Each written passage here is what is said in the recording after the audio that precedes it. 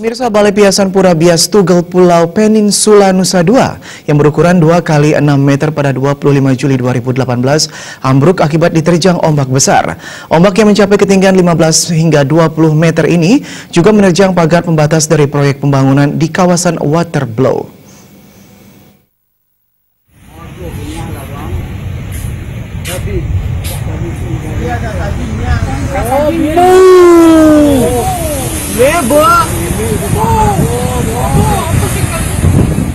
Menurut Managing Director dan Nusa Dua ITDC, Iwayan Karyoka, ombak besar terjadi sejak pukul 9 WITA. Tidak ada korban jiwa pada kejadian ini. Meski demikian, pihaknya melakukan penambahan petugas security untuk berjaga di kawasan tempat wisata Waterblow. Mengingat kondisi ombak masih berpotensi besar, diperkirakan tinggi hempasan ombak mencapai ketinggian 15 hingga 20 meter.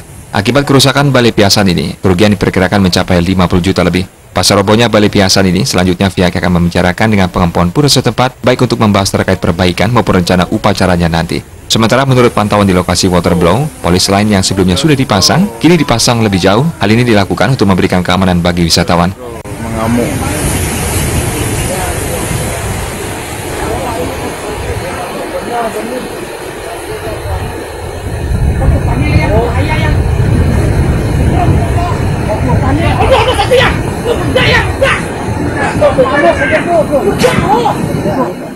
BMKG wilayah 3 Denpasar membenarkan gelombang laut relatif tinggi. Ini terjadi di wilayah Jawa, Bali, NTB hingga NTT. Gelombang tinggi ini terjadi tak semata-mata dipengaruhi oleh angin di wilayah Indonesia, namun tinggi gelombang yang terjadi akibat rambatan gelombang swell wave di sebelah barat Australia. Pada perairan barat Australia ini tekanan anginnya cukup tinggi, sehingga terjadi gelombang tinggi yang penjalarannya sangat luas.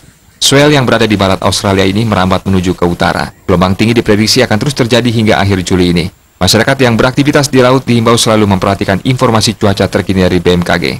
Masyarakat diharapkan untuk sementara berhenti melakukan aktivitas di laut. Tim Liputan Bali TV.